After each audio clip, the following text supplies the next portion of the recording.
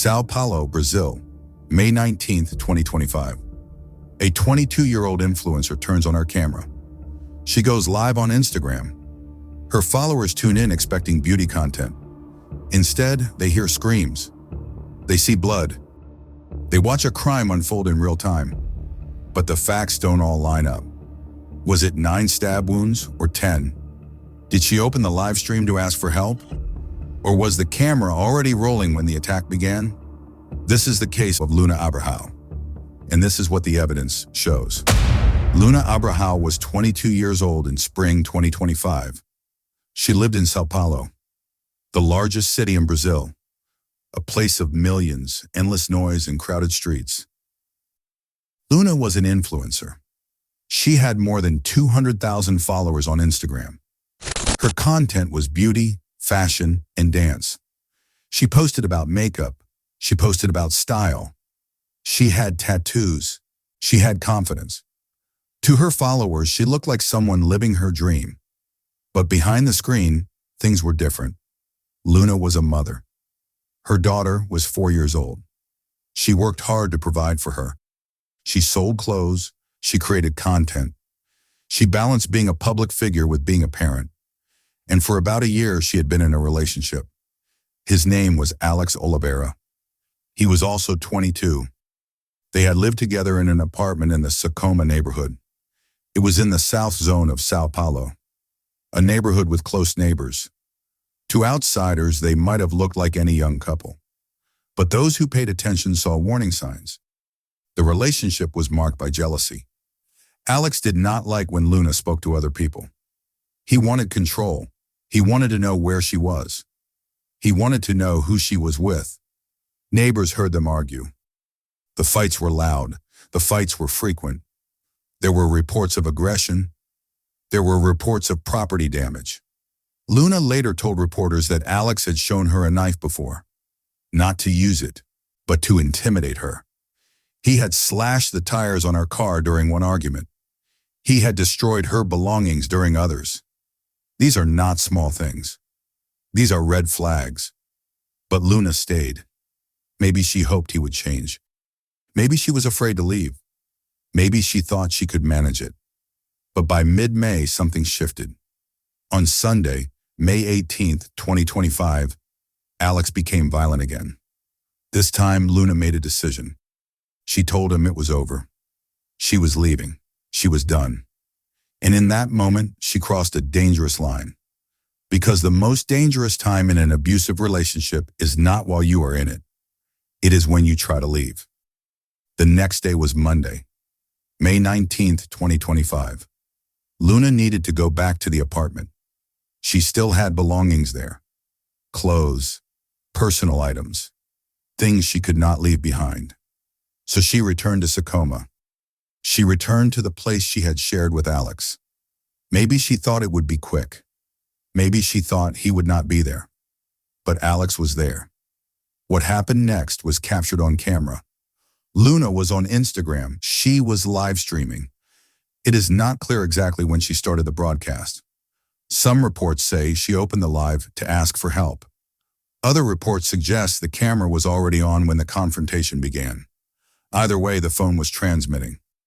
And what it transmitted was horror. Followers watching the stream heard shouting. Then they heard Luna scream. It was not the kind of scream you hear in movies. It was raw. It was real. It was the sound of someone fighting for their life. The camera angle was chaotic. But viewers could see blood on the floor. They could see furniture knocked over. And then they saw something else. A large kitchen knife. Its blade broken from the force of the attack. Lying in the frame. Alex had grabbed the knife and attacked her. He stabbed her in the back. Once, twice, multiple times. 6 wounds across her back, according to Brazilian police reports. He stabbed her hand when she tried to protect herself. He stabbed her foot. He stabbed near her ear and head. In total, Luna suffered around 9 to 10 stab wounds. The exact number varies depending on the source. But the violence was undeniable. And it was happening live on the internet. For those watching, there was a moment of disbelief. Was this real? Was this staged? But the blood was too real. The screams were too desperate. And as the realization set in, people began to act. Followers started calling emergency services. They did not know the exact address, but they knew Luna was in São Paulo. They gave what information they could. Meanwhile, neighbors in the building heard the commotion. One man, a neighbor, rushed in. He found Luna bleeding. He began trying to stop the flow.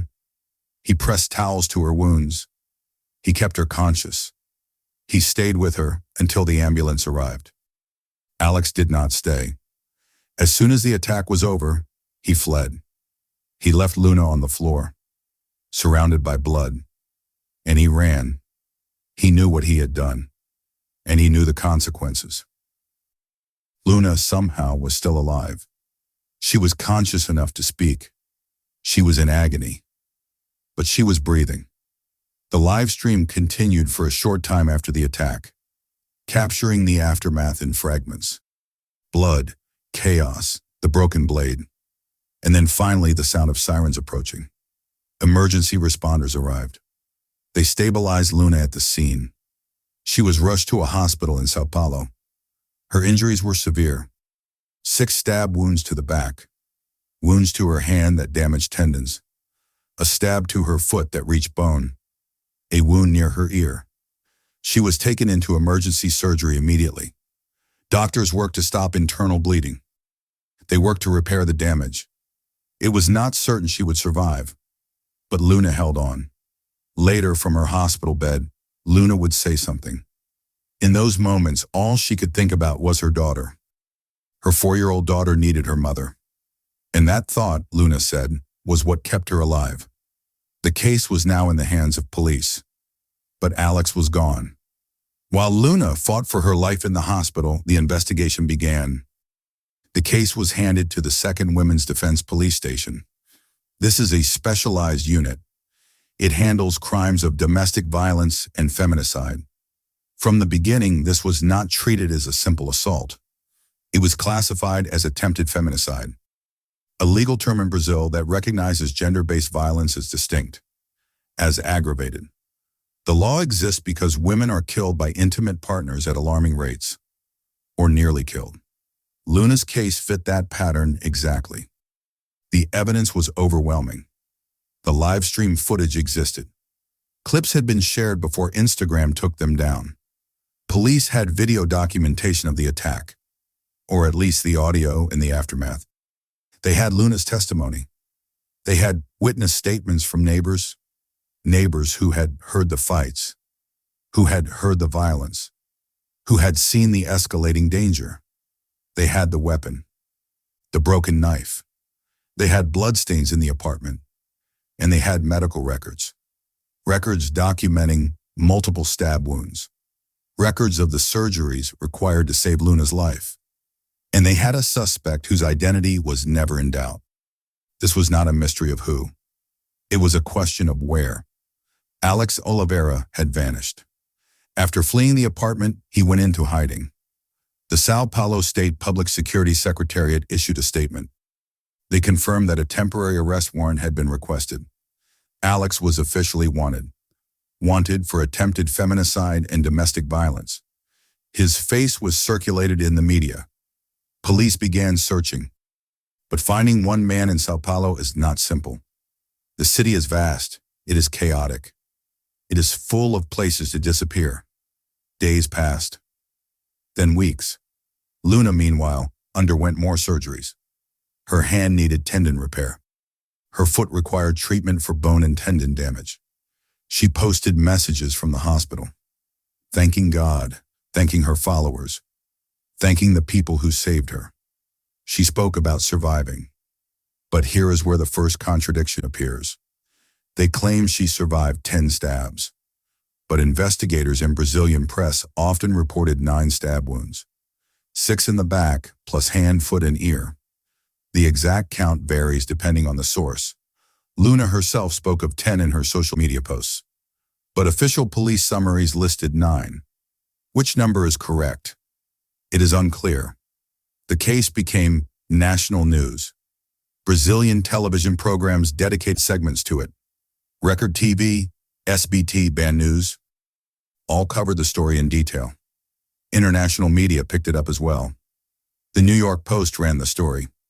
The Daily Mirror in the UK, NDTV in India, all ran stories about the influencer stabbed on livestream. The combination of social media, violence, and survival made it impossible to ignore. But while the public watched and discussed, Alex remained free. Then came the second contradiction. One article from Correio Brasiliense referenced the attack as occurring on May 17th. But multiple other reports placed the attack clearly on Monday, May 19th. TV pieces, police statements, Luna's own timeline, all pointed to May 19th. Was this a typo? A miscommunication? It is unclear. But the discrepancy raises questions about the reliability of early reporting.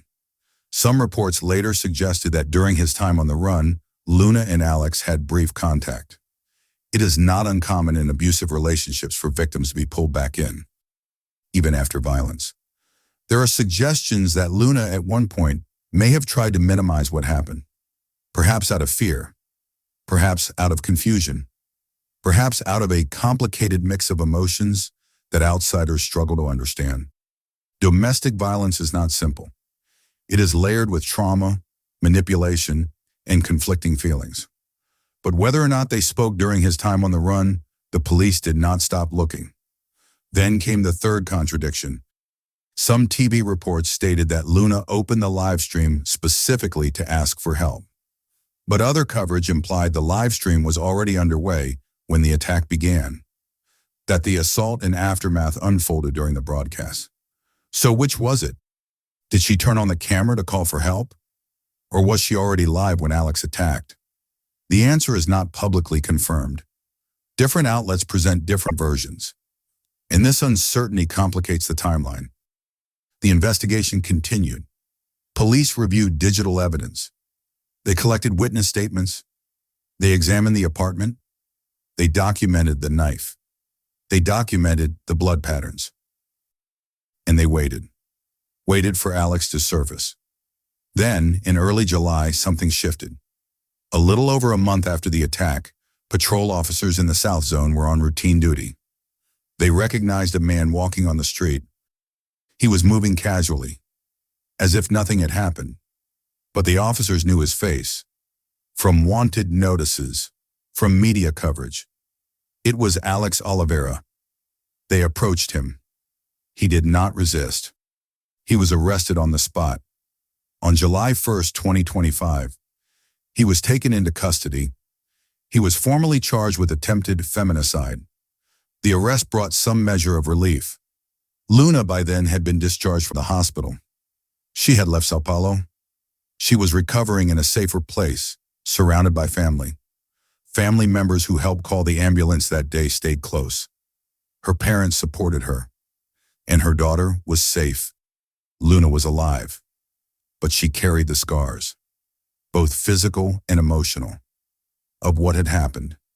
With Alex in custody, the legal process began. Brazilian law treats feminicide and attempted feminicide seriously. The charges against him were clear. He was accused of attempting to murder Luna in the context of domestic violence, with gendered motivations of control and possessiveness. The live stream evidence was undeniable. The testimonies, the medical records, all pointed to the same conclusion. This was not an accident. This was not a moment of passion. This was an escalation of a pattern of abuse that nearly ended in death. At the time of the most recent reports, Alex remains in custody. He is awaiting trial. Details of court proceedings have not been widely publicized. There is no public record yet of a verdict. There is no sentencing. This is not unusual. Brazilian legal processes can take time, and high-profile cases are often handled carefully. But for Luna, the legal outcome is only part of the story. She has spoken publicly about her experience. In television interviews and social media posts, she has described the relationship, the violence, the moment she almost died. She has been open about the warning signs she ignored. The times she stayed when she should have left. The times she hoped he would change. She has also spoken about survival. She talks about her daughter. She talks about faith. She talks about the people who saved her. The neighbor who stopped the bleeding. Family members who called for help. The followers who dialed emergency numbers from their phones. Thousands of miles away. The case has had a broader impact. In Brazil, domestic violence and feminicide are ongoing crises. Every year, thousands of women are killed by current or former partners. Laws exist to protect them, but enforcement is inconsistent, and cultural attitudes can be slow to change. Luna's case, because it was so public, became a symbol. It forced people to confront what domestic violence looks like. It is not always hidden behind closed doors. Sometimes it happens in front of cameras, in front of audiences, in real time.